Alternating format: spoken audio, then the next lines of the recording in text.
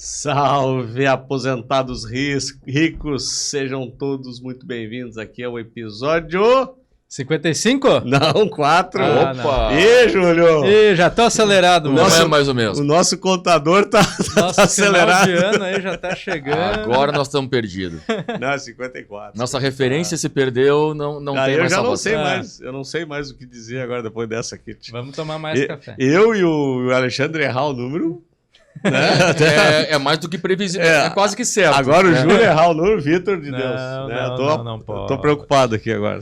E vamos responder acho que é a paternidade, os né? aposentados riscos aí vão ficar encafifados agora. Mas, Alexandre, me conta aí, eu gostei dessa história de hoje de manhã aí da tua busca. Ah, sim, eu fui impactado positivamente por mim mesmo. Eu do passado. É ali que eu olho, né? Muito engraçado. Eu fui pesquisar no Google, até foi interessante isso. Eu tava com a dúvida qual é a fórmula da expectativa matemática. Eu tinha que fazer uma fórmula no Excel, né? E me deu um branco. Eu disse, quer saber? Ao invés de eu ficar pesquisando, vou pedir pro Google fazer isso para mim, né? Eu coloquei lá, eu acho que foi fórmula, expectativa matemática, ele me trouxe um artigo, eu entrei e disse, nossa, o que eu preciso tá aqui. Que artigo bem escrito, eu fiquei pensando, né, e tal. Pô, esse cara é bom, né? Esse cara é bom. Aí eu peguei a fórmula, coloquei lá, então. Quando eu voltei para aquela tela, não, vou terminar de ler o artigo. Olhei assim, mas que estranho. Era um artigo meu. Escreveu quando, né? Eu tinha escrito isso em 2016. E... Não te subestimes, né? Impressionante. Né? Normalmente a gente olha coisas do passado e assim, nossa, eu fiz isso, né?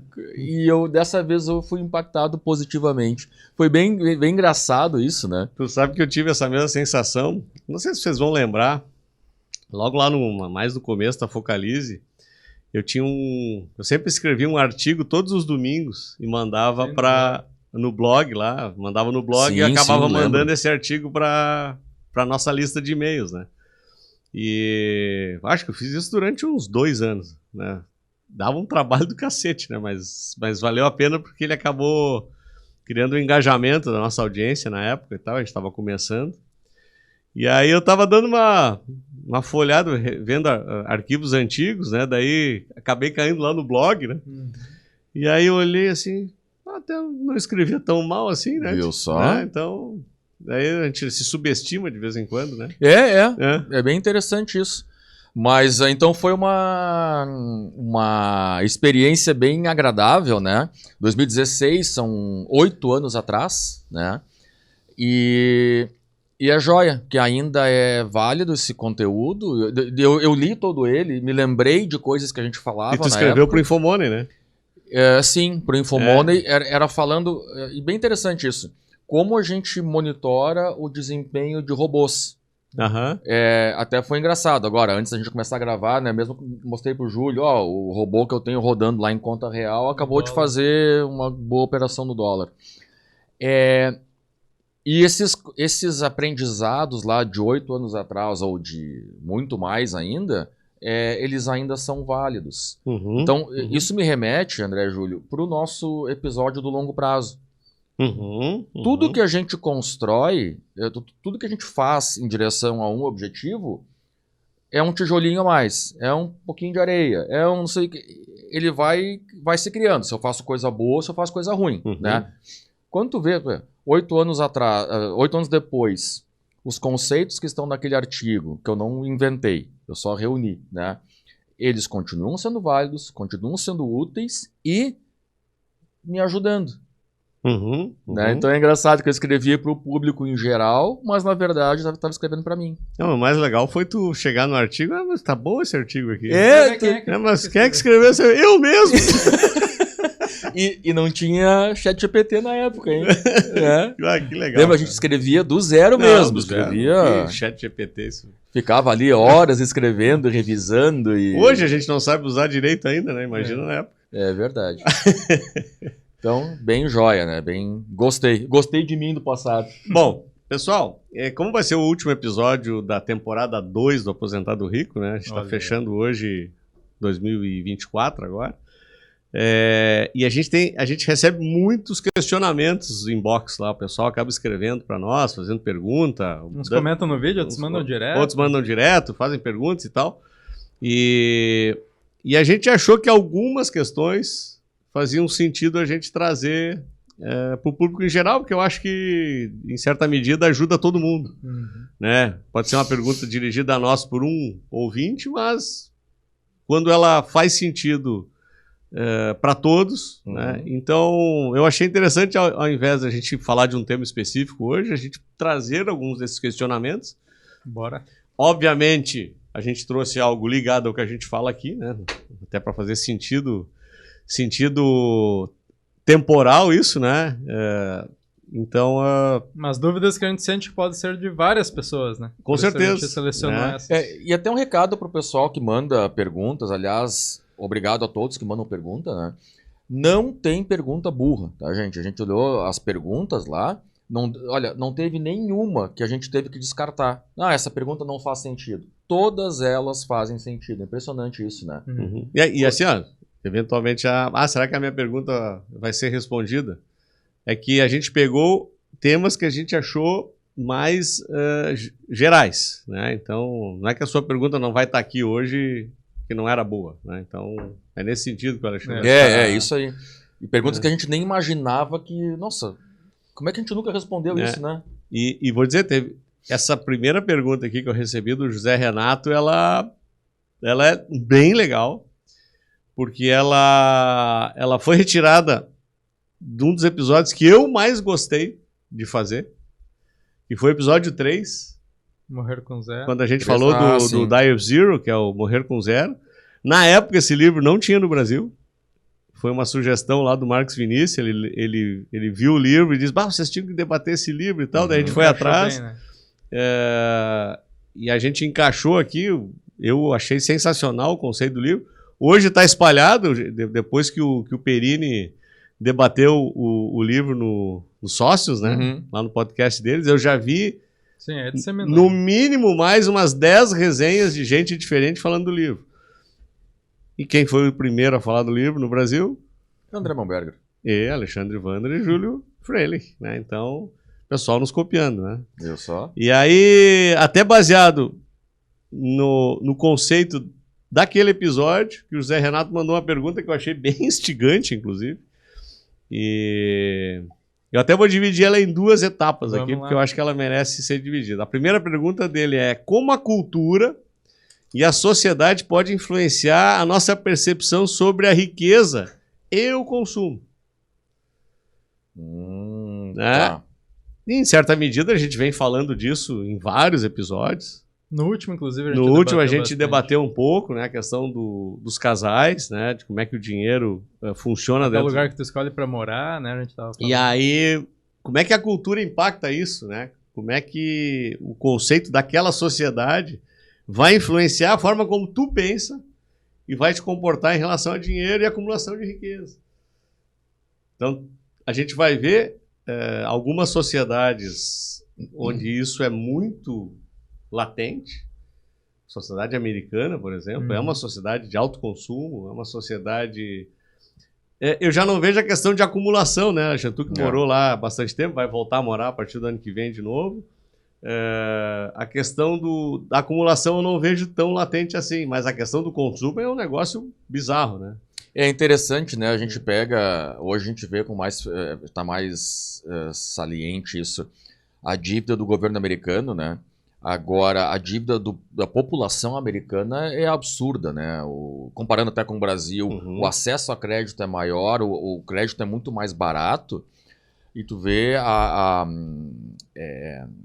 é muito comum isso, né? Assim, não, isso aí paga no cartão. Até tem, né, o próprio, eu já contei isso aqui, mas tu recebe na caixa de correio propostas de cartões 18 meses sem juros, por exemplo. Aí gente que está devendo no cartão A, paga com o B. Muda todo o saldo para o cartão B, aí zera os juros e não zera o hábito de consumo. Ou seja, vai rolando a dívida. Vai rolando a dívida.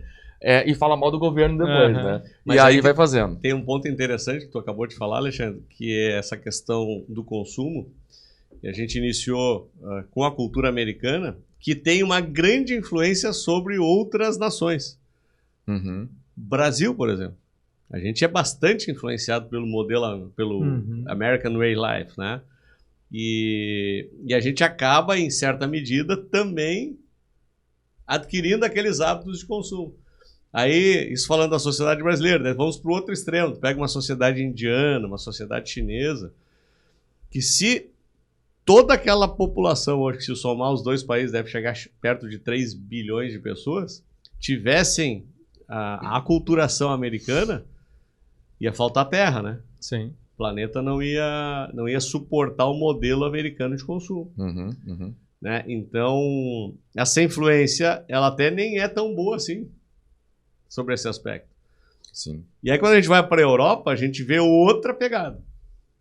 O europeu é muito mais descolado em relação à questão de acumulação patrimonial, consumir alucinadamente. Eles são muito mais simples nesse sentido. Aqui tem uma coisa interessante, né, André? E eu não sou nenhum especialista no assunto, mas trazendo a questão do americano, ele é muito individualista, assim, na questão do... Não existe paternalismo como tem aqui no Brasil. Ou ele se vira e conquista as coisas, ou ninguém vai fazer por ele. O que eu vejo na cultura europeia? Existe um pouco mais de, talvez, mão do Estado, alguma coisa maior, assim, de... Não, eu não preciso necessariamente ter um patrimônio grande, acumular tanto patrimônio quanto o americano pensa, porque eu tenho acesso a bens, ou a consumo, a coisas que me são providos. Eu não sei exatamente se essa é a realidade. Mas, por exemplo, o americano, cara, ou ele se vira, ou ele não vai ter saúde, ou ele não vai ter educação, ele não vai... É tudo com ele. Daí, respondendo a questão do já entrando na resposta do José Renato da questão, com toda certeza a cultura tem influência. Porque veja o que o Alexandre está colocando aqui. Porra, lá o americano, se ele não se virar, ele se ferra. Então já está no DNA, ó, o cara já nasce tipo assim, vai pro mundo, te vira. Só um parênteses, André. Eu acho, uma percepção minha, eu fui morar lá em 2015, né? São quase que 10 anos. Eu vejo que mudou um pouco, assim, já existe um pouco mais de assistencialismo, né? Então, é bem pequeno, mas na minha percepção, e talvez alguém tenha números para confirmar ou para discordar, eu acho que já tem mais gente dependendo de assistencialismo. Mas tá? eu diria que é um assistencialismo necessário, né? Porque eu acho que a visão americana acho que é para o outro extremo, né? Eu acho que tem que ter uma certa rede de cobertura, principalmente para quem não sofreu algum problema. Pega, por exemplo, um pessoal que tem problema de saúde, invalidez, todo esse processo. Se não tiver uma rede de segurança, como é que esse pessoal se vira? E lá nos Estados Unidos era meio assim, né? Não, mas eu conheci... Em 2015 quase não via isso. Depois eu comecei a ver um ou outro caso, quando tu vê próximo a ti, chama atenção. De gente que vivia... Até, obviamente, teve a questão da pandemia no meio, tá? Isso aqui é um ponto fora da curva. Mas eu vejo mais gente vivendo com, tipo, um Bolsa Família, vamos chamar assim. Antes, tu não via isso acontecer. Eu via ali 2, 3, 4, 5 casos, talvez. Isso me chamou a atenção. É uma percepção minha, eu talvez vivendo numa bolha, né? Não sei se isso é a realidade do país, mas eu tenho a impressão de que mudou um pouquinho. O que acontece? Eu vi que no Brasil 50 milhões de pessoas dependem de ganham 56 milhões. 56. A população é 200 e alguma coisa, né? Um quarto da população. Um quarto da população. Esse percentual nos Estados Unidos sei lá se é 1%. Eu acho que a diferença nesse caso, não é o nosso tema aqui, mas é só para nós fechar a questão do assistencialismo, digamos assim, é que lá nos Estados Unidos costuma ter porta de saída, né? Então, eu vou te ajudar durante esse período aqui, mas para tu dar a volta. Aqui no Brasil, me parece que esse mecanismo ele tende a se perpetuar, né? A pessoa que entra nesses programas parece que ela não quer mais sair, né? Sim. E aí nós estamos nivelando sempre muito por baixo, né? O sujeito prefere viver com aquele pouco que ele ganha do assistencialismo do que buscar algo maior, algo a mais, né? Tem um exemplo aqui da cidade de Bento Gonçalves, aqui no Rio Grande do Sul. Eu tive a honra de conhecer o prefeito naquele grupo lá do seu Clóvis Tramontina, aquele que eu falei do Fórum de Liderança, que a gente tem encontros ocasionais. E o prefeito de Bento está fazendo um trabalho espetacular lá em Bento Gonçalves. Tanto é que o Clóvis, ele é apolítico e ele diz, não, esse pode entrar no grupo. Então, tipo assim, ele disse... Tá convidado. Interessante. Ele diz, não, políticos que têm boa intenção são muito bem-vindos nesse grupo aqui. E o prefeito de Bento está nesse grupo. E eles criaram um programa lá interessantíssimo, porque eu não sei se você sabe que o Bolsa Família, a priori, quem rege ele é a prefeitura. O governo federal tem a verba, e para cada cidade, ele tipo assim, vamos direcionar a verba. E o prefeito é que faz a distribuição. O que ele fez lá? Claro, é uma cidade de 200 mil habitantes, 200 e poucos mil habitantes. É uma cidade média. É possível ainda fazer isso. Acho que, por exemplo, em São Paulo, Rio, as capitais já é um pouco mais complicado. Mas ele fez um cadastro de todos os recebedores do Bolsa Família e ele tinha a intenção de entender por que aquela pessoa estava recebendo, queria verificar quem tinha capacidade de trabalho e quem era fraude. Pessoal, os números são impressionantes. 10% da população de Bento que recebia a Bolsa Família tinha realmente necessidade. Tipo assim, não, esse aqui não tem jeito. Tá certo. Tá certo, tem que receber esse recurso aqui. 15% ele oferecia emprego, e a pessoa aceitava e saía do programa. 60% era fraudulento. Fraudulento. Não é possível. Sim. Então, uma cidade. Imaginem... É uma amostra do que deve estar acontecendo. Coloquem isso para 5 mil municípios no Brasil. O que esse prefeito está fazendo? Ele está dizendo assim, eu estou criando a porta de saída para esse negócio aí. Vai receber quem precisa, vou dar oportunidade para quem quer trabalhar, que é uma porta de saída, e vou tirar do programa de quem está... Sendo que, no mínimo, uns 30% nem existia a pessoa. Era... Sim, era fantasma. Fantasma. A conta ia para algum lugar e alguém sacava o dinheiro lá. Tu vê que interessante isso, né, André? Tá colocando 60% não deveria ser pago. Exato. Né? Vamos fazer o seguinte, um exercício aqui. Eu não sei quanto que... Parece que custa 170 bi por ano o Bolsa Família, né? Era 90 lá no tempo do Bolsonaro, já é um absurdo ser 90. Em 30, agora já está em 700. E agora nós estamos discutindo 84 bilhões de déficit fiscal para 2024. Tá, essa bagunça que vocês devem estar acompanhando. E se fizer uma triagem séria no Bolsa Família, eu diria que dava para tirar uns 40 bi dessa conta bem tranquilamente. Isso aí deve ser fraude, né? Mas pensa assim, digamos que a gente mantenha os 170 bi que tem hoje, que eu acho que é bastante, poxa, né? E eu elimino 60% de fraude, olha quanto a gente ajuda quem realmente precisa. Não, mas eu não sei se tem 60% em todo o Brasil. Ok, era o caso, que seja 30% de fraude, né? E a gente consegue manter o mesmo orçamento para isso e direcionar mais para quem precisa mais. Poxa, nós colocamos o pessoal para trabalhar, para produzir, isso aí o ganho é inimaginável, e ajudamos melhor quem precisa mais. Claro. Tem um dado, não é? Para mim, se nós for analisar o sucesso de um programa como esse, é a quantidade de pessoas que tu consegue tirar do programa, né? Exatamente. Não se vangloriar que cada ano que passa que tu botou mais gente ali para dentro. Né? E aqui tem um ponto, e eu não quero dizer, gente, olha só, não quero dizer que o americano é um sistema perfeito, lindo, maravilhoso, não é isso. Não, pelo contrário. Bem pelo contrário. Também tem fraude, também tem... Só que tudo numa escala menor e existe uma uma fiscalização social das coisas, assim, que eu quero dizer, se eu vejo o meu vizinho fazendo uma coisa errada, ele vai lá e... eu vou lá cobrar. Exatamente. Né? E aqui parece que nós não passamos. quero me incomodar com isso. Né? Eu fui impactado no YouTube por uma coisa que ficou bem... Eu fiquei bem preocupado. Essa questão da medida protetiva de mulheres contra abusadores, contra seus maridos, companheiros e tal, né?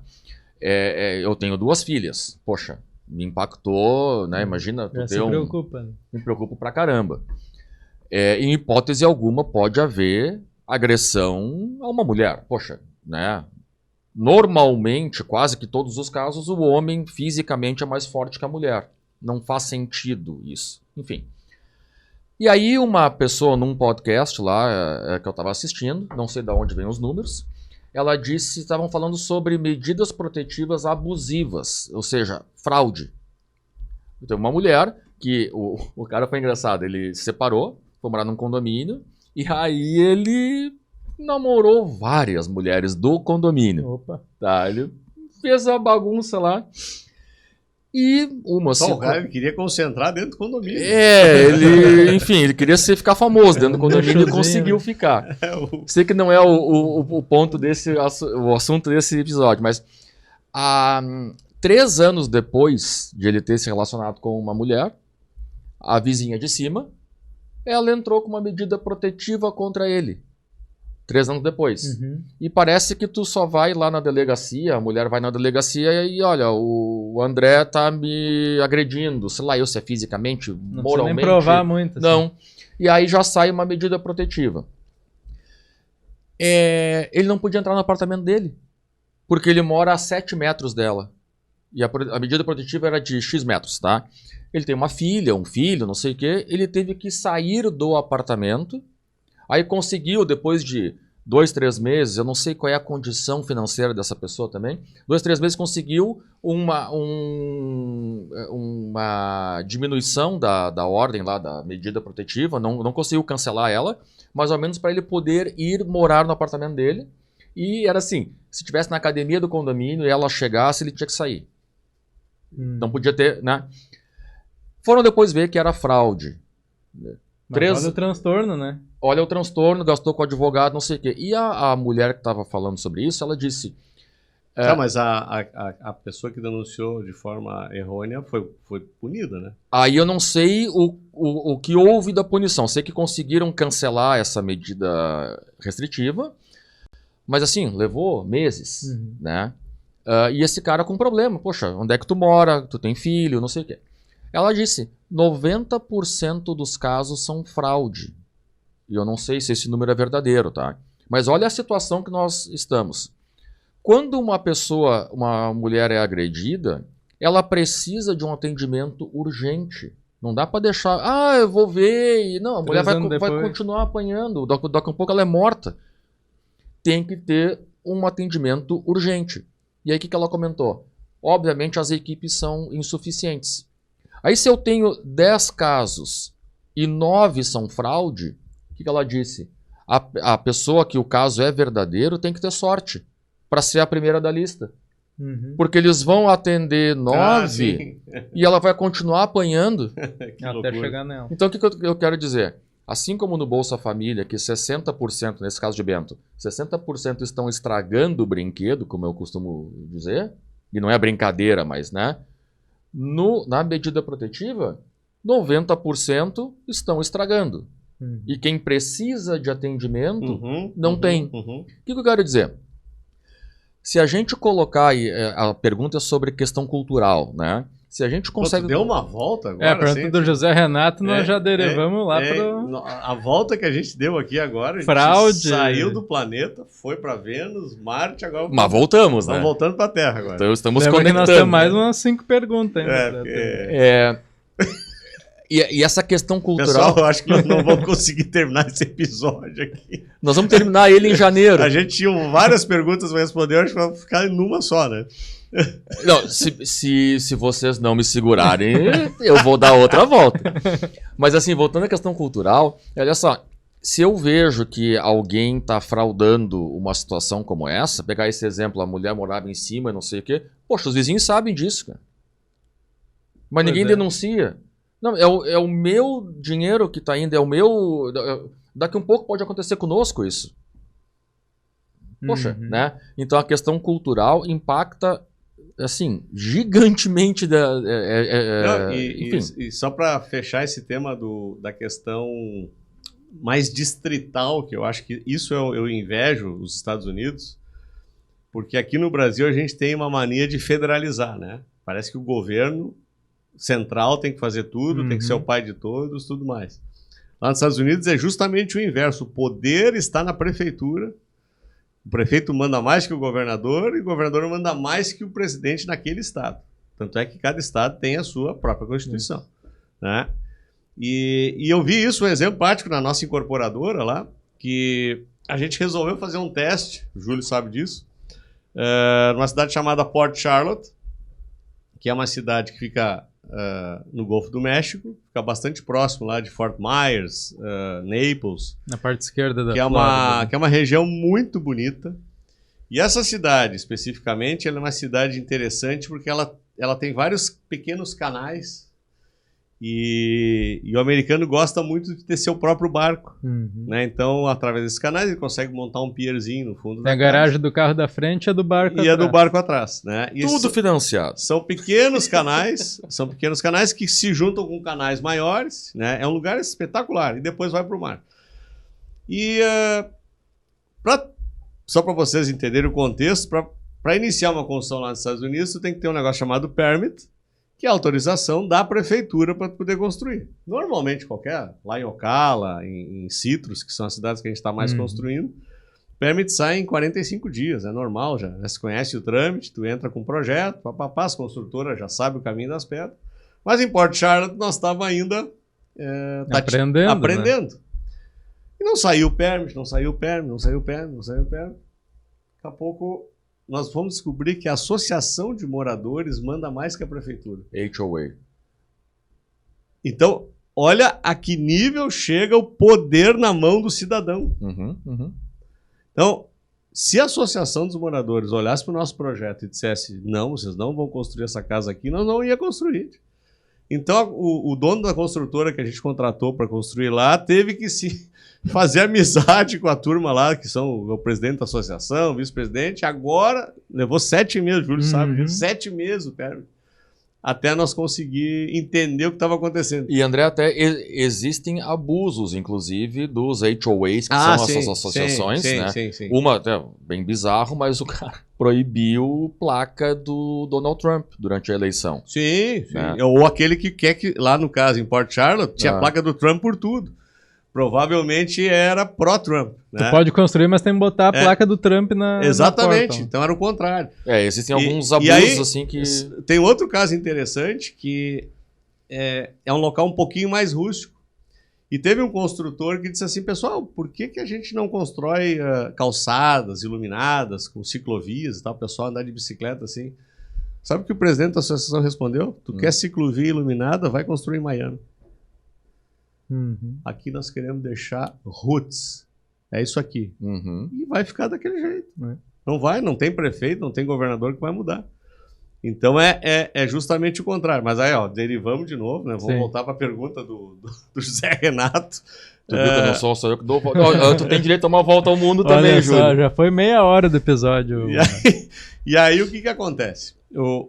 Quando a gente fala da culturação, e essa culturação de consumo, sempre me remete também para a questão da influência da sociedade local em relação ao teu comportamento.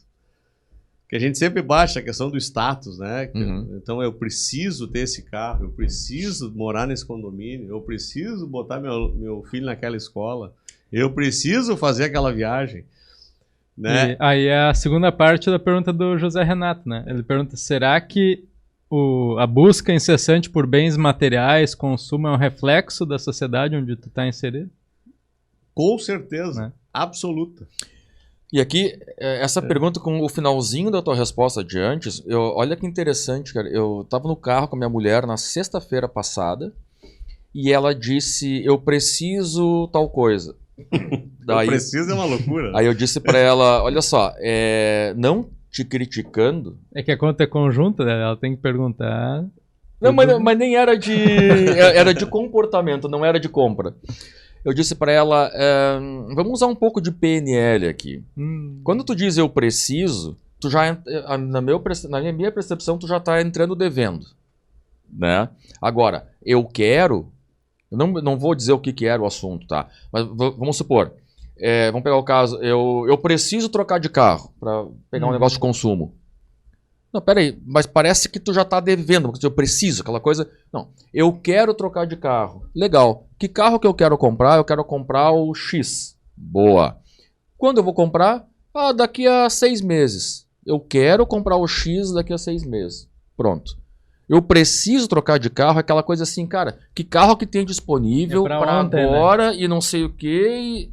Entendeu a diferença? Vai ser um problema no teu carro atual e tu não pode ficar sem carro. Não, quando eu quero, eu já transformei aquela troca num prazer e não numa obrigação. E já negocia até melhor também essa compra. Claro, eu entrei de sangue doce. Então, essa questão é uma chavezinha bem pequenininha, mas ela muda o nosso comportamento. Isso é interessante. Tu falou, eu acho que é um comportamento da maioria. Eu preciso. E, cara, tu não precisa desse negócio. Não, é aí que tá. E hoje, se a gente for analisar, quando a gente pega qualquer análise de finanças de algum cliente e tenta entender o comportamento de consumo, quanto ele consegue investir, quanto ele recebe, quanto ele produz de dinheiro, a maior parte dos casos tem um consumo exacerbado em cima da cultura onde ele está inserido. Né? É aquilo que eu sempre digo. Tu está morando num determinado nível de condomínio. E aí tu resolve passar para um condomínio superior. O teu padrão de consumo vai se adequar àquele outro condomínio. Não é só a casa que vai custar mais caro do que aqui tu morava. Não venha me dizer, não, eu sou um cara descolado, que nem o Alexandre disse assim, eu vou para um condomínio de classe A, B, que só tem Porsche, Mercedes, Audi, BMW na garagem, e eu vou entrar com o meu Fiat Uno lá. E eu não vou trocar. Duvido. Não existe isso. Não existe. Tu vai te sentir mal ali dentro fazendo isso. É melhor tu não ir pro condomínio. Sim. Que tu vai ser persuadido a trocar uma hora. Né? Quer ver a brincadeira que aconteceu? Eu tava numa janta ontem e na semana anterior eu tinha ido nesse condomínio, eu peguei um Uber. Na verdade eu ia a pé, que eu moro bem pertinho. Pior que o Fuca. Aí acabei indo de Uber, o cara me deixou ali na frente, daí foi engraçado que o cara olhou assim... Eu tava com as coisas de jogar tênis nas costas aqui, né? A mochila. Daí o cara olhou assim... O senhor veio a pé? Tipo assim... Como assim? Cadê teu carro? Né? Aí a brincadeira foi... A hora que eu entreguei a minha identidade pro cara, ele me deu 100 pila, né? Vou te dar uma ajudinha aí, ô pobre, né? E aí acabei entrando com um colega que chegou na hora. Mas foi engraçado porque a brincadeira toda foi assim, cara, como é que tu vai chegar a pé num condomínio onde só tem Porsche, Ferrari e sei lá eu o que mais? Não fecha. Essa conta não tá batendo. Né? Não combina, né? Eu não tô nem aí pra isso. Mas é que eu tô ligando. Linkando a questão cultural, né? A cultura daquele local te induz... Já tá tão enraizado naquele local... Então a pergunta do Zé Renato faz todo sentido. Sim, sim. É exatamente isso que acaba tendo influência. E aí tu dificulta a tua construção patrimonial, porque... Tu vai consumir mais cedo. Eu não estou dizendo assim, eventualmente, vamos lá, tu entra nesse condomínio de classe AB, tu tem a super casa, o super carro, tudo mais, mas tu produz dinheiro para isso, não tem problema nenhum. Tu tá vivenciando aquilo. Talvez ali. Não fosse o momento que tu gostaria de consumir, Agora tem muita gente que não tá no momento de estar ali ainda e tá ali. Aí é o problema. Né? E aí esta culturação acaba atrasando o teu projeto. E muitas vezes tu não consegue nem terminar ele, né? E é uma coisa bem complicada. A famosa corrida dos ratos, que tu não consegue sair dela, né? Eu não tenho nenhum problema com relação a isso. Eu brinco, né, com os meus amigos lá, que eu sou mendigo, né? Porque, cara, eu não tô nem aí se eu tô de carro, se eu tenho a roupa X, Y. Eu tô ali presente. Mas é muito engraçado que quando isso se torna uma brincadeira, e toda brincadeira tem um fator de verdade por trás, né? Se isso e particularmente não me incomoda.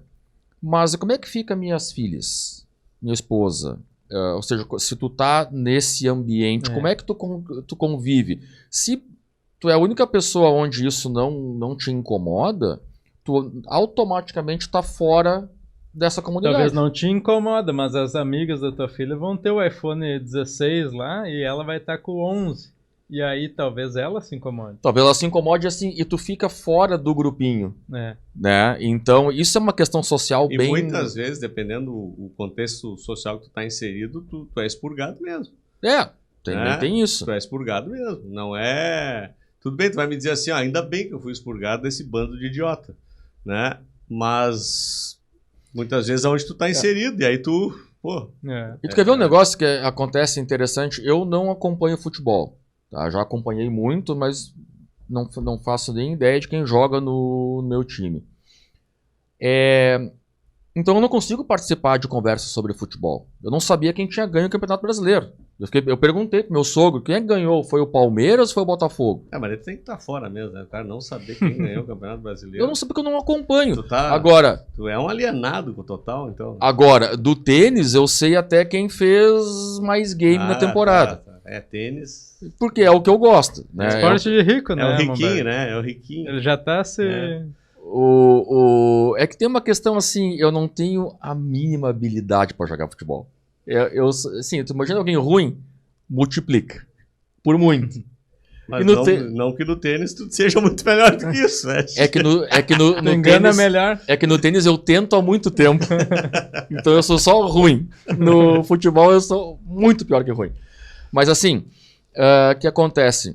Numa conversa onde o assunto é futebol, eu não consigo participar. Eu não sei quem são os... Como é que essa vibe tá... Eu tenho que me atualizar. Se chegou a pé a conversa do Porsche, tu não vai... Não vou conseguir. Eu sei que o Porsche, ele para tu ligar é do lado contrário do que a gente normalmente usa. Por quê? Porque eu já tive a oportunidade de dirigir um. Mas é só.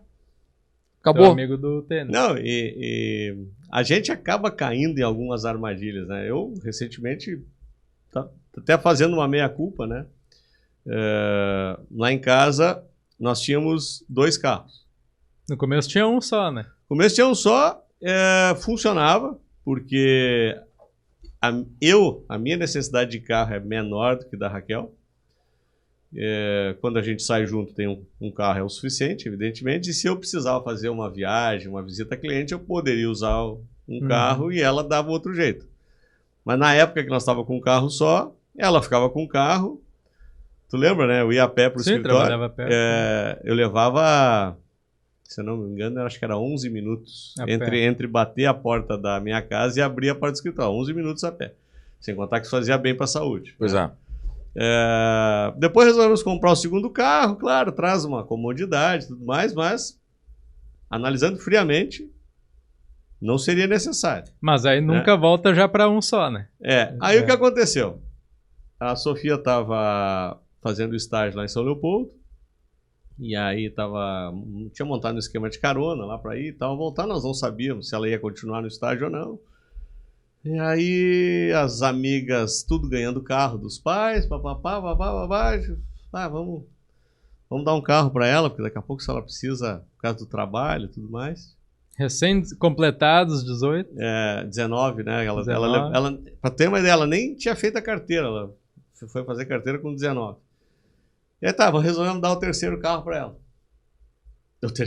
Dar o carro para ela, ficamos com 3 carros. E ela decidiu, em função da vontade que ela tem de estudar fora, então ela estava se dedicando para fazer o SAT, fazer TOEFL, que são provas necessárias para tu ter pontuação, para fazer as aplicações na universidade. E ela passou a ficar mais em casa, estava saindo muito pouco, inclusive final de semana. E agora, eu estava trocando de carro e deixei o meu numa revenda para vender. E o meu não tinha chego ainda. Daí eu pedi o carro dela emprestado. Fiquei andando quase 2 semanas com o carro dela. Ela não precisou do carro nem um dia. Nem um dia. Aí meu carro chegou, casualmente ontem chegou o carro e eu devolvi o dela, né? E aí depois eu fiquei pensando, por que eu tô com o terceiro carro? Ela durante 2 semanas não precisou usar o carro nem um dia. E se precisasse, tinha o meu dela, da minha esposa para usar. Ou Uber, se ainda precisasse, não, né? Nem vamos falar disso. Então tu vê como a conta é cara. Então, daqui a pouco, por que nós estamos com 3 carros? Foi uma conjunção um pouco da sociedade onde está inserido. Exatamente. E tu vê que interessante a tua colocação, que agora eu me lembrei, há anos atrás, eu também tinha 2 carros em casa. Até que chegou um dia que eu disse, nossa, há quanto tempo que eu não ligo meu carro? Aí eu acabei vendendo. Por que eu tenho? E era um monte de dinheiro que estava ali estacionado na garagem. Desvalorizando. Né? Desvalorizando, dando seguro. Carro e não sei passivo, né? É passivo puro. E aí foi engraçado. Até a minha esposa agradeceu, porque para estacionar era bem mais fácil daí, né? Que eu tinha 2 garagens. Aí ela podia colocar o carro torto, não sei o que e tal. Então, é engraçado. Por que nós chegamos a ter 2 carros? E a nossa filha tinha, sei lá, 3, 4 anos de idade. Por que nós chegamos a ter 2 carros? Porque era comum. Era assim, como assim não vai ter um carro para cada um? Comodidade, né? De novo, a influência cultural da sociedade está inserido, te fez pensar quase que de forma por osmose, né? Por que eu estou fazendo isso? No fundo, quando tu faz uma análise fria, né? E quantas decisões a gente toma que depois tu vai ver assim, nossa, eu fui com a manada. Foi com a manada. Porque todo mundo tem 2 carros, 3 carros, 4 carros no prédio. E aí, quase que eu me traio, Júlio. Porque o carro que eu tinha, eu gosto muito dele. Já ia ficar com os 2. Né? Eu gosto muito do meu carro. E... Gostava, né? Não tem mais ele. Não, eu tenho ele. Ainda tá não vendeu ainda? Na verdade, nesse momento eu estou com 4 carros. Aqui nós pegamos ele. Porque assim, tem um negócio que tá para vender. Pois é, mas é que... Deixa eu ir usando enquanto não vende. Não, assim, tá para vender, o carro vale 200, eu quero 750. Um pouquinho apegado. E aí, mas sabe que o cérebro da gente acaba nos traindo, né? Eu cheguei a pensar, mas eu gosto tanto desse carro, né? Vou vender ele e tal. O pessoal não vai me pagar o que vale, né? Daí o cérebro começa a te provocar, daqui a pouco que pensamento idiota é esse, né? Não vou nem passar perto da revenda lá onde o carro tá, lá exposto para vender. Só quero o Pix agora. Né? Agora não posso nem ir lá ver para não dizer, para não me dar uma recaída, vou pegar o carro de volta.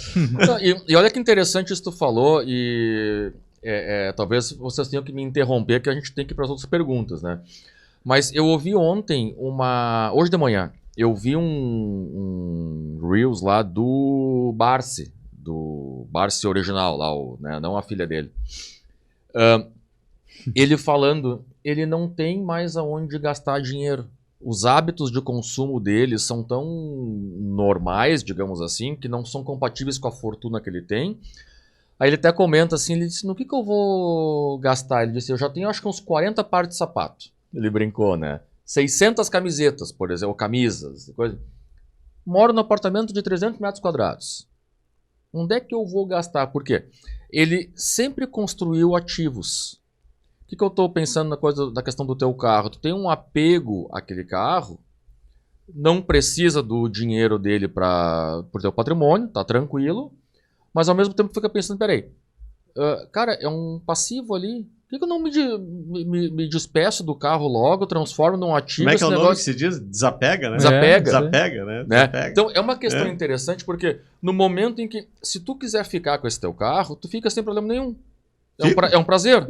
Não precisa te desfazer dele. Não, mas não faz sentido. Não faz sentido. Agora, a mesma coisa, o Barsi, não sei quanto ele tem, 2, 3, 4, 5 bi de reais lá, né? Cara, chegou um ponto que não faz mais sentido ele ter o mais ou menos ativo. Mas é uma coisa assim, por que eu vou ter 12 carros na garagem? Não precisa. E ele que sempre fez conta a vida inteira, ainda mais, né? E aí ele brincou, tem 40 pares de sapato, né? Para um cara que tem bilhões, 40 pares de sapato é uma coisa assim, nossa, que eu tô ostentando. Tem mulher que ganha nada e tem 60 pares de sapato. Um closet de sapato.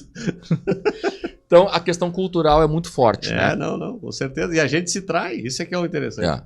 É quando tu vê... E agora eu vou começar um trabalho para convencer a minha mulher de que talvez a gente volte a ter 2 carros. Né? Aí é aquilo que a gente já falou, né? Dar um passinho para descer um degrau, né? Isso é difícil de fazer. Mas não é descer aqui, Júlio. Não é descer pelo seguinte. Não, mas é que é o conforto. É descer o conforto. Imagina, tem 3 carros para 3. Daqui a pouco, vou precisar, vou ter que ir de Uber. Quem é que vai querer ir de Uber? Pede tu. É diferente. Mas daí, essa é a questão de descer. Por exemplo, no meu caso, bem sinceramente, eu não me importaria de eu ir de Uber. Sim. Porque... Mas talvez ela se importaria. Tudo bem, mas daí quem abre mão do carro sou eu. Entendeu? Eu não tenho mas nessa questão que é descer um que eu falo. Agora vai ter que ir de Uber. Agora vai falar quem não tem carro. Cara, por mim, eu não teria nunca carro. Minha mulher tem uma questão, enfim, é engraçado, né? Eu brinco. Eu não quero ter carro, por que eu tenho que pagar essa conta aqui? Né? Obviamente que ela também trabalha, também põe dinheiro para dentro de casa. Mas essa questão do conforto é muito relativa, né? E aqui entra um ponto importante, isso que o André falou. Nesse momento tem 4 carros em casa, um está à venda, ok? Mas até onde que quando a gente tem condições, né? Até onde é o limite para a gente ter mais do que precisa ou menos? Se tu pegar quem saiu do nada e passou dificuldade, passou fome, não sei o quê, é uma realidade. Agora, quando tu tem... A gente estava conversando antes, né, Júlia? Quando tu tem filhos onde culturalmente tu tem uma condição melhor, tu já vai frequentar um nível social diferente. Onde o iPhone 28 é o padrão. E até onde tu deve ir? Onde quem faz 18 anos ganha um carro, sei lá que carro que é. Carro de 500 mil reais, já o primeiro carro.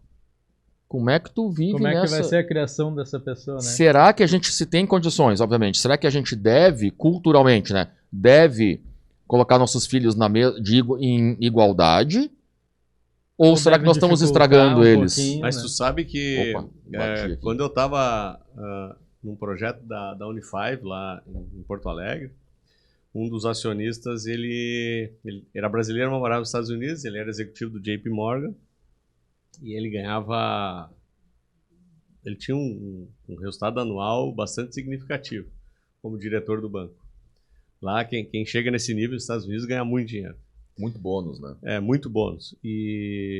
Mas era um cara, apesar de ter muito dinheiro, era um cara muito simples, muito acessível. E foram 3 anos que eu trabalhei nesse projeto, aprendi muito com ele e me tornei amigo dele, sou amigo até hoje dele. E ele me contou uma que eu fiquei impressionado, que na época os filhos dele estudavam naquelas escolas, ele morava em Connecticut, e ele pegava o trem até Nova York, né, na sede do JP, e o filho estudava naquelas escolas para entrar só por indicação, escola de rico mesmo lá nos Estados Unidos. E tinha, como tu falou, a pessoa fazia 16 anos, ganhava um carro. Tu não vai acreditar, Alexandre. O filho dele chegou numa hora e disse assim, tu não me vem com uma BMW, que BMW é carro de loser. Nos Estados Unidos, BMW não é carro... Chinelão. É carro chinelão. Tinha que ser de Mercedes para cima. Ele disse para mim, André, eu fiquei com tanta raiva daquele... Eu disse assim, o que eu fiz? Eu tô estragando esse guri aí. Ele caiu uma ficha assim, ele disse, sabe o que tu vai ganhar? Tu vai ganhar um Jeep que eu tenho lá. E se tu não for pra escola com esse Jeep, tu não vai ganhar nada. Tipo assim, o filho já estava sendo contaminado por aquela sociedade doente, né? Vamos combinar. Exatamente. Sociedade doente. Tá louco, gente. Tu chegar pro teu pai e dizer assim, tu não me vem com uma BMW, que isso é carro de loser, mas dá um supapo na cabeça desse pirralho. Mas o que tá pensando o quê, tia? né? Mas ele me contou. Viu a tempo e... Ele me contou a história e tal. Disse, eu vou tirar dessa escola porque eu tô estragando meu filho. Agora, a quantidade de idiota que não vai sair dali, né? Aí tem uma coisa interessante, né? Obviamente, eu sempre coloco assim, até onde a culpa é do ambiente e até onde a gente se coloca dentro dessa... Então, tu imagina se ele cai, né? Ele pega, não vou dar uma BMW porque meu filho não vai se sentir inserido, vou dar uma Mercedes, vou dar um Porsche, vou dar sei lá o quê. Mas aí é o caso que o Júlio comentou agora, antes da gente começar a gravar, parece uma menina de 15 anos. Sim, ontem eu tava rolando o Reels ali, uma guria de 15 anos sentada esperando o avião lá com a mãe dela. Eu quero um iPhone 15, né? De Natal. E aí a mãe disse, não tem dinheiro, né? E tinha uma pessoa gravando porque a guria tava fazendo um escarcéu e a guria se jogou no chão, 15 anos. Maior que a mãe na estatura, a guria já tá. A pessoa ficou olhando, mas o que é isso, né, tia? O que tá acontecendo? Meu Deus do céu. Tá rodando no Instagram. Talvez o pessoal e não é um caso desses de ultra rico, né? É uma questão comum, assim, de... O que estão criando, né? E tu vê, isso é uma coisa muito doida, porque até onde... tudo tá na pergunta inicial aqui da cultura, né? Mas até... Eu tô apavorado, porque nós saímos da primeira pergunta. É que ela se desmembra em... Nós tinha pergunta na manga, se sobrasse tempo. Nós vamos ter que... O próximo episódio vai ter que ser continuação desse, né? Sabe uma coisa? Vamos cortar o assunto e fazer uma outra pergunta, que esse aqui é infinito, né? Chega. Vamos pra próxima. Vamos pra próxima. Vamos puxar, então. Puxa aí, Júlio. De quem é a pergunta? O Paulo de Santa Catarina, André, ele fez uma pergunta que bastante gente faz pra gente lá no nosso trabalho, né? Ele disse... Como que eu calculo quanto dinheiro eu vou precisar ter investido para gerar a renda passiva que eu quero ter? Né? Esta pergunta, eu acho que talvez seja uma das também perguntas dá pano para manga, que né? a gente mais recebe. Fazer o cálculo. A gente tá sem tempo, assim, um monte, ponto. Mas eu acho que ela também não tem uma resposta certa, né? Porque ela acaba tendo que ser muito adequada ao estilo de vida, padrão de consumo que a pessoa tenha. Tem e que terá, na verdade. E que terá, né? E até a gente tem uma ferramenta que eu acho bem interessante a gente citar aqui, até estamos à disposição lá, né, Júlio? Sim. Que é como se fosse um wealth planning, né? A gente consegue, é um software onde a gente tem um número X de perguntas que a gente faz, baseadas em capacidade de geração de renda, poupança acumulada até então, perfil de risco, padrões de consumo, né? Obviamente. Quanto tempo até tu te aposentar? Quanto tu vai colocar por mês? Tem uma série de perguntas que, quando elas são respondidas, o software te sugere um plano. É por isso que é um wealth planning, né? E é bem legal. Né? E, de novo, né? Até, Júlio, acho que podemos deixar à disposição aqui. Sim, para fazer esse plano para vocês. Quem tiver interesse de entender um pouco disso, a gente faz isso de forma gratuita, né? Então é uma consultoria mesmo, né? Para quem tiver interesse.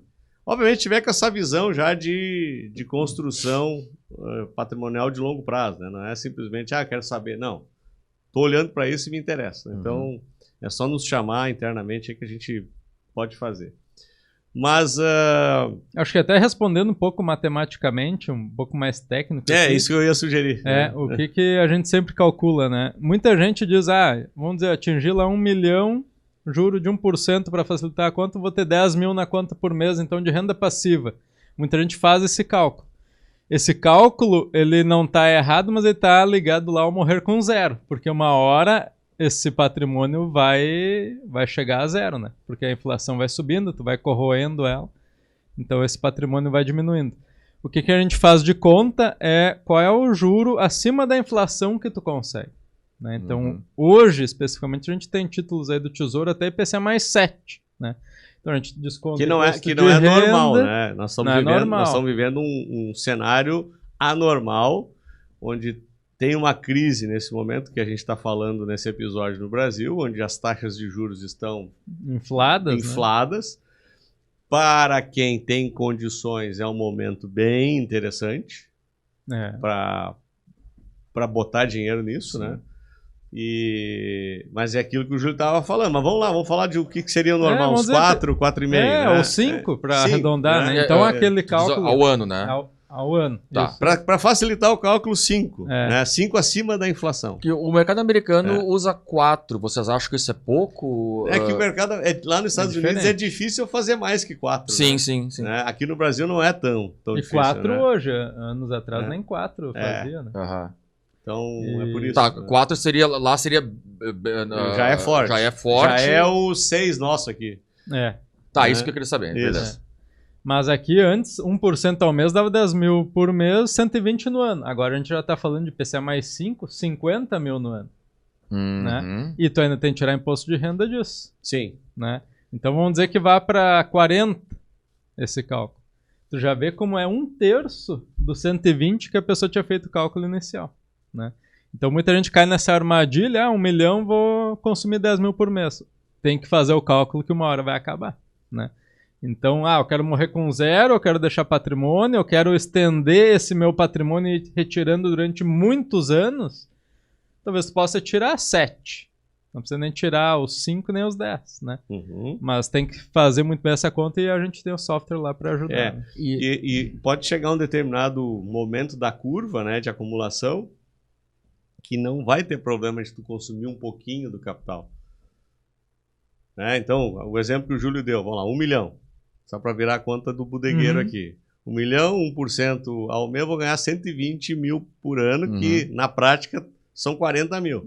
O resto foi inflação e imposto. Isso, certo. Tá? Que as pessoas não costumam botar no cálculo. Aí né? é armadilha. Só que vai chegar um determinado momento, tu tá vivendo com 40 mil por ano, ok? Daqui a pouco tu pode viver com 50, 60. O teu patrimônio vai diminuir um pouco. Mas talvez vai conseguir chegar lá. Sim. Né? Claro, vai ter um momento, né? Não é com 35 anos que tu vai fazer isso. Sim. Mas acima de 60, talvez tu já consiga. Talvez sim. Né? E tem que ter consciência desse cálculo e que tu vai diminuir o patrimônio. Cálculo. E aí o valor está baseado no teu estilo de vida. A gente deu um exemplo de 1 milhão de reais.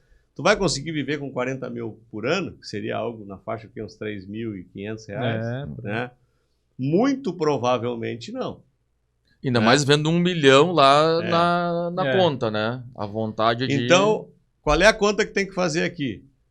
Bom, se com 1 milhão faz 35 limpo por ano, se eu precisar viver com 20, eu preciso ter 5 milhões. Né? Então, eu preciso ter 20 mil limpo por mês para viver. 20 não chega. Eu preciso ter 40. Dá para fazer, então, essa conta reversa. Tu precisa ter 10 milhões. Essa conta é, na verdade, quanto que eu quero. Eu quero 20 mil por mês? Ou por ano, no caso. Por mês. Tá, por mês. Eu tenho que dividir por 5%. Né? Dá para fazer. Que daí aí me dá o... Então, 20 mil dividido por 0,005, é isso? Isso sem utilizar patrimônio. Sem usar patrimônio. Tá? Agora tu vai me dizer assim, vai chegar um momento que eu vou começar a comer um pouco de patrimônio. Não tem problema. Né? Meus filhos já estão encaminhados, eu não tenho mais necessidade de ficar trocando de carro a cada 2 anos. Já comprei minha residência própria. Então tu pode eventualmente começar a atacar o teu lembrando uma coisa, né? Os gastos eu nem vou dizer que aumentam, mas eles mudam. Por exemplo, quando tu tem 30 anos, o plano de saúde custa X. Quando tu tem 80, o plano de saúde custa 5X. E na verdade ele vai custar a partir dos 59 anos. E os 59 é o teto. Então, por que eu sei disso? Porque eu fiz 59 e bati no teto do meu plano de saúde. E eu sei que tu tem uma novidade essa semana aí também para contar, Humberto. Agora nem sei do que ele tá falando. Tu não é o mais novo aposentado aí do Brasil? Ele já estava se esquecendo. Não tô nem sabendo. Ele tá aposentado, Alexandre. Desde o segundo... Então nós temos um verdadeiro aposentado agora aqui. Nós temos um aposentado rico. Ele vai consumir agora a Previdência, vai aumentar aquele déficit lá que ele estava falando para nós.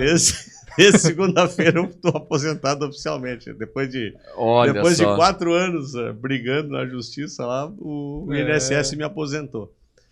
Por invalidez ou por... déficit mental. Então, só voltando para a pergunta agora. Cara, a gente consegue, a quinta série está sempre presente, não adianta. Voltando para a pergunta aqui, então, de novo, é muito pessoal, né? Mas para fazer a conta de bodegueiro é essa, né? Então, você pega lá 1 milhão, 50 mil por ano, 2 milhões, 100 mil por ano, 5 milhões, tu vai... e aí vai ganhar 20 mil por mês, não por ano, né? 20 mil por mês, e assim, 20 mil tá bacana. Mira nos 5 milhões, né? Que provavelmente vai ser um número que vai te gerar uma renda passiva. Claro que, né? Eu sempre volto para aquele episódio nosso dos aceleradores lá. Eu gosto muito daquele. Tem alguns episódios assim que eu gosto, do Dial Zero, e esses aceleradores eu gosto muito, porque ele te dá mais tranquilidade. Tu consegue ganhar mais com menos. Né? Então, tu sai do convencional com o acelerador. Então, vai fazer com todo o dinheiro? Não, tu vai pegar parte do capital e esse tu vai tentar buscar uma remuneração maior. Isso é interessante, né? Eu acabei de fazer na calculadora aqui, o Júlio tem razão, é 0,05, né? Então, eu dividi 20 mil, 240 mil, que é o ano, né? Dividi por 0,05 deu 4,8 milhões. Agora, realmente, se tu tem alguma alavancagem segura, né? Nada de fazer loucuragem aqui. Talvez não precise de 4.800 para fazer 240 mil por ano, né? Mas nós mesmos, eu e o Júlio, semana nós estávamos discutindo sobre isso. A participação das criptomoedas na minha carteira geral, ela está num patamar muito acima do que eu tinha... Já está desconfortável. Já tinha determinado. Porque as criptos subiram demais, tendem a continuar subindo, e nós estávamos numa discussão, porque aconteceu com a carteira do Júlio também. Com todo mundo que tem cripto e não mexeu. Não mexeu, daí o Júlio tá batendo em 9%, 10% do patrimônio, o que a gente faz agora? Vende? Né? A minha proposta era ter entre 5 e 7. Acho que a tua também, né, Júlio? Né? Aí nós... Tem que vender, né? Vamos vender ou não? Porque do jeito que está, a perspectiva é continuar subindo, né? Então, a cripto, nesse caso... E não vender tudo, né? Vender para realocar para 5 a 7. Mas aí tu pode pegar esse lucro ali e começar a fazer day trade, então. Aí fechou todas. Não, aí tu pega esse lucro, joga no IPCA mais 7, que está hoje como uma janela de oportunidade nessa outra modalidade de ativo que vai te dar mais que a média. Se nós estávamos falando de IPCA mais 5 como padrão de meta, de objetivo, tu tem uma janela de IPCA mais 7. Esses 2% a mais que tu está fazendo hoje no IPCA, em 20 anos, sobre 1 milhão, vai representar 800 mil, Alexandre. Eu vou só fazer um cálculo, não é exatamente o que tu está falando, mas se eu dividir 240 mil por ano, era 4,8 milhões a 5%, né? Se eu faço por 7, cai para 3,4 milhões. Então eu economizei 1,4. Não é a conta correta a fazer, tá? Só um exercício.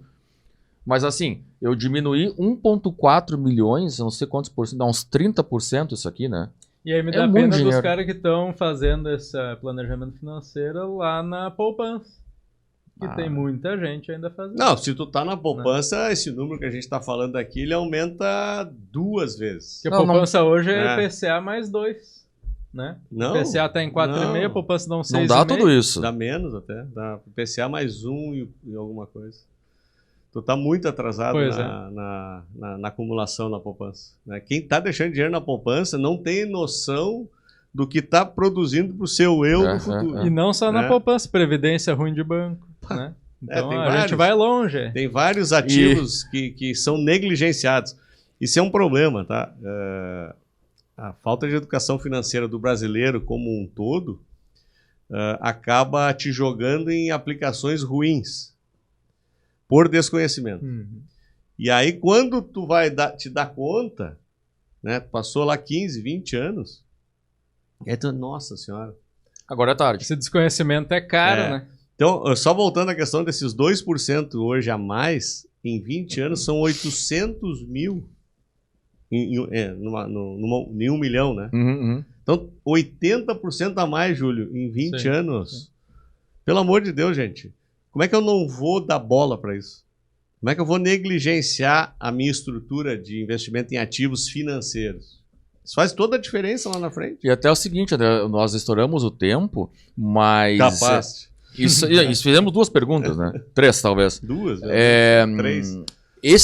Eu acho super importante, porque a gente já conseguiu entender o funcionamento dos investimentos, a gente consegue colocar em prática 95% do que a gente acredita, e eu acho super importante e é uma responsabilidade que nós temos de falar mais sobre isso. Que as pessoas têm que entender, e nós como especialistas ou estudiosos do assunto, educadores, nós temos a obrigação de trazer isso para as pessoas. Gente, por favor, não dá para rasgar dinheiro dessa forma, sabe? É muito desperdício de talento. Então, só lembrando, né? Se alguém tiver interesse em se conhecer, né? Entender a sua realidade, esse projeto Wealth Planning que a gente tem está disponível aí. É só nos chamar que a gente dá um jeito de agendar um bate-papo aí com vocês. Isso aí. Nós temos umas 18 perguntas para falar. Fazer o episódio 54B agora. Pessoal, já quero me desculpar antecipadamente para quem a gente não respondeu as perguntas, porque vocês Mas nós viram. Vamos chegar nelas uma Vocês hora. Viram, né? Graças a Deus o Alexandre vai se mudar para os Estados Unidos ano que vem. E aí talvez a gente consiga ser mais produtivo. Vocês acham que eu não vou entrar remoto para bagunçar esse negócio? Tá achando o quê? Então é isso, pessoal. Estamos encerrando a temporada 2 do Aposentado Rico. Foi bem interessante esse ano, né? Fizemos episódios bacanas. Uhum. A gente teve um crescimento monstruoso A gente publicou no Instagram da Focalize, né? O crescimento do canal. Foi muito legal. Então a gente só tem a agradecer a vocês que continuam nos acompanhando e cada vez acompanhando mais, né? Isso aí é combustível para nós estar aqui, né? Enquanto tiver bambu, tem flash e a gente segue, né? Então, podem aguardar. Vocês não vão se livrar da gente tão cedo. Temporada 3, a partir de janeiro. Seguimos firmes e fortes. Isso aí. A gente vai fazer um teste em fevereiro. O Alexandre se muda para lá em fevereiro. De volta, né, para os Estados Unidos. De volta. A gente já está até tirando umas fotos do estúdio aqui para o Alexandre botar de pano de fundo lá para... Mas eu vou vir com mais frequência, não te preocupa. Tu volta? Então tá bom. Então tá não vamos celebrar. Eu venho só para gravar e volto. Dessa mala, mas não. Coisa ruim não se desfaz tão fácil. Então é isso, pessoal. Para quem a gente não fala mais, espero que tenham um final de ano espetacular, um ótimo Natal, uma virada fantástica. E nos vemos em 2025. Até lá, pessoal. Até mais.